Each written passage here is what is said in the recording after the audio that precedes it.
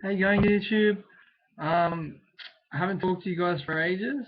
I've actually talked to you earlier, but for some reason, some of my videos after the abortion one have been deleted or something. They're missing from the account, so I don't know what's happened with that. Maybe let me know if anyone else has had videos missing. So I'm beginning to wonder if you guys even care how I'm going anymore because it's been so long, and the fact that like hardly anyone's watching my videos anymore. It's probably because I'm not as controversial and I just talk about my life too much and don't really cover any topics anymore. Maybe that's what it is, or maybe the title of my video is not capturing the right audiences. I don't know. Anyway, I don't really care. I'm happy to talk to myself. I still think blogging is a really good way to communicate to the world. So just a little bit about where I'm at right now. I just quit my job selling toothpaste on behalf of OralB in the shopping centres, getting people to buy the toothpaste. It was a base wage. It wasn't too bad. It was good money, but I just got sick of talking about toothpaste. But if you haven't bought it already, buy OralB Pro Health because it's great for your teeth. It really is good for your teeth. I'm not just saying that. It's a lot better. So I was at uni last year, and the government was paying for me to go to uni, but then that didn't work out. For technical reasons, they said like, oh, we're not paying you anymore. But I'd already quit my job, and so I was like, okay. So I had to get another job, and I worked in the factory. And then after that, I did door knocking, sales, door-to-door house sales sort of stuff. I worked my way up to area manager, and I had a small team of distributors underneath me, but that still wasn't fulfilling. Now I'm about to start a course in real estate and get my certificate of real estate. And that's only like a short week course, and then hopefully I can get a job in real estate. Then I'm planning on working in real estate for like a year or so, and then I'll see how that goes. And then I'm going to try and finish my degree correspondence because I started my degree in politics and sociology, and I want to finish it maybe in sociology and politics, but then do a graduate diploma of religious education. So I'm thinking about getting into teaching because I really do miss teaching the kids about God, and I feel like God is calling me to do something deeper. I'm also starting to get counselling for various issues and getting a lot of healing in my life. And I'm really excited because I feel like I'm on the verge of a new beginning. I want to get more involved in the church again. And I've been asked to tell my testimony at a men's group next week. So that should be good. And I just feel like, God's taking me a lot deeper in my faith because I've been on and off with God for the last few years, as you do. And I feel like I'm just getting tired. I'm just getting tired of running away from God all the time. I'm getting tired of walking away from Him, walking away from His will for me. And I've been focusing too much on what I want from my life.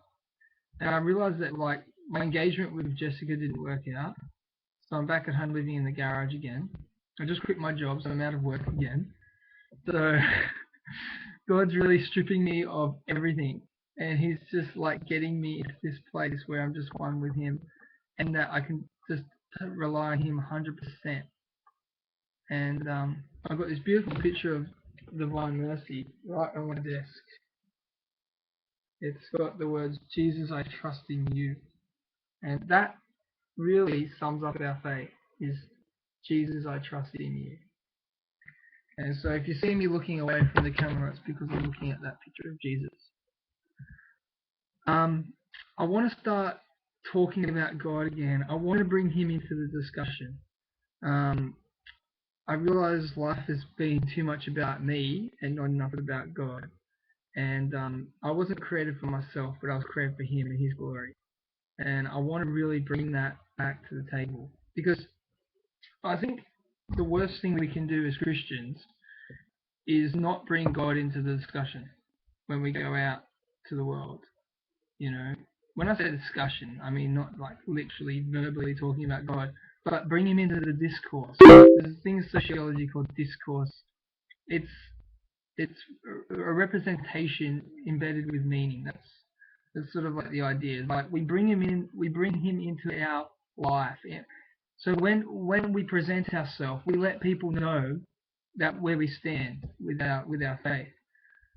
In just the way we present ourselves, the way we act, the way we behave, the way we talk. In the same way, you can pick up someone who's not Christian by the way they talk, the way they behave, the way they act, and you can pick up they're not Christian. So, or like they haven't been close to God lately, or their prayer life is suffering. But I do recommend you guys pick up OralB Pro Health, because you can see my teeth have been a lot whiter. This is not a plug for OralB. It's just just looking in my webcam and realizing my teeth are quite whiter. So I can see why I got the job with them. But yeah, the retails in Australia for like $6.50. So it's a little bit more expensive, but it does a lot more for your teeth.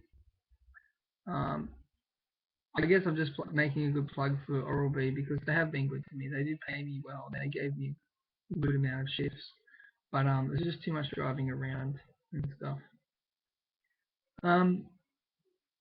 So yeah, so I've got a little free time at the moment, and I realise I've been addicted to the internet. I realise I've been addicted to Facebook, email, YouTube.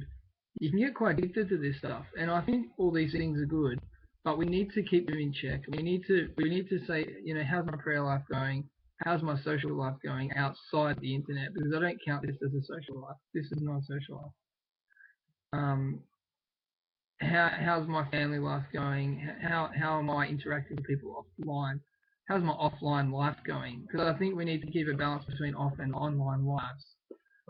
Because I think it can become quite consuming. I mean, most of the relationships I've been in were with girls that I've met online, and I've just put a stop to that. I'm just like, no, next girl I meet, if I'm called to marriage, is that I'm going to meet them offline, because you need to get to know them naturally and over time. You can't just meet them random on the internet, because they're only presenting the people that they want you to think they are.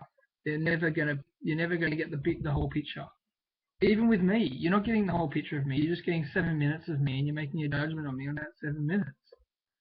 You don't know like everything like the way I behave the rest of the day, or like the way I live my life normally. You just say, okay, this is who Tom is in this last 8 minutes, therefore he's this.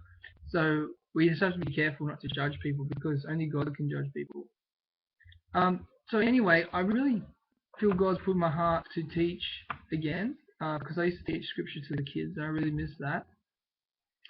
And I really feel like I really want to use YouTube, because I was watching this girl. She's 18, and she's American, and she's 18, and she's really inspiring me, because I was looking at her YouTube videos, and her goal is to be on EWTN, which is the American Catholic channel.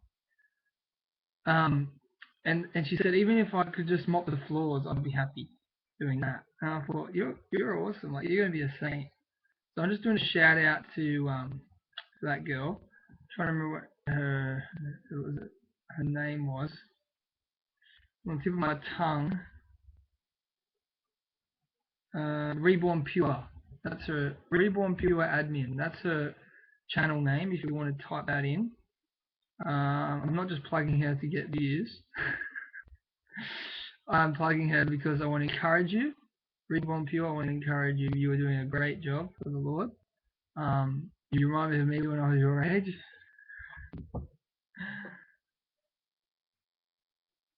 Oh, hang on, my connection's had a problem.